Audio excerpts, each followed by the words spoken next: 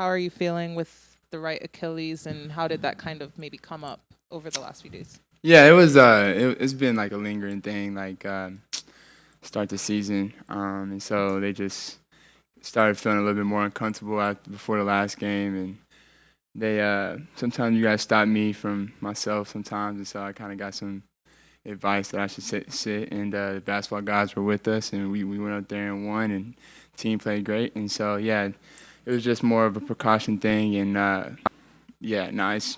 Something I'm just gonna have to play through, and but yeah, tonight it wasn't nothing too crazy.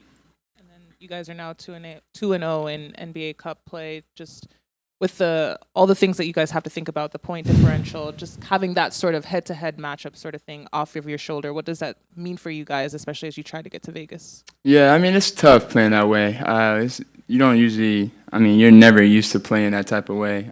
Maybe growing up in AAU in certain times, but yeah, trying to score even when you're up 20, 25. Like sometimes you can build bad habits and play just one end because you're focused on scoring and not and then you allow them to score certain baskets that you don't need them to score if you just play solid. So yeah, I mean that was our first time. I think we ain't been in that position where we've been up really a lot and tried to really score more. So that was our first time going through it, and hopefully we're in that position again and we can learn from it. Trae Dyson had another really strong game. Yeah, you did. At both ends of the floor. I mean, what have you seen from him from just these last few games up in Boston and now tonight? What his defense can lead to you for on the offensive end? Yeah, I mean, I see first team defense. I mean, as many years as he wants to, as many years as he's playing, and yeah, I mean, you can just see what he's able to do now that he has the opportunity to play a lot. Um, I mean, offensively, it's not forced on him. He doesn't have to force anything, and he just allows the game to come to him, and that's what makes it easier for everybody. I mean, I can shoot not really good at all, and he can still go out here and play really well just because he's letting the game come to him and just playing off each other, off us offensively, and then defensively we're playing off him. So I mean that's what we love from him. We're gonna need him to keep doing it for us.